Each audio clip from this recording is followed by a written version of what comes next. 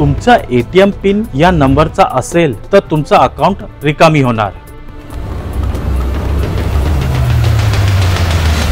तुम्ही तुमचा एटीएमचा pin single digit ठेवलाय का?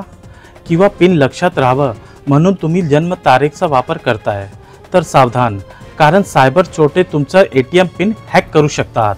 नमस्कार, मी अब्बास सय्यद आणि आपण पाहत आहोत टाइम्स नाव मराठी।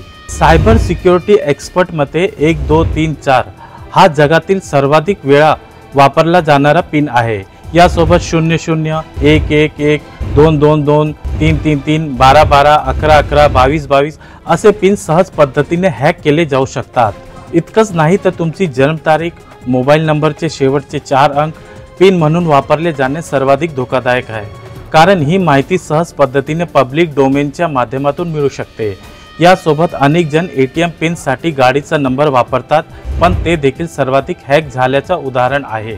सायबर चोरटे सर्वात आधी अकाउंट हॅक करण्यासाठी जन्मतारीख, गाडीचा नंबर किंवा 1 2 3 4 1 1 1 1 यासारखे सिंगल डिजिट वाले पिन ट्राय करतात, त्यामुळे अकाउंट सहज पद्धतीने हॅक होतो। त्यामुळे एटीएम पिन वापरताना असे पिन वापरू नये। मिक्स पॅटर्नचे पिन तयार करा। यासोबत 6 महिन्यात एकदा तरी पिन बदलत राहावा आणि हो, कोणाही सोबत आपला पिन शेअर करू नका।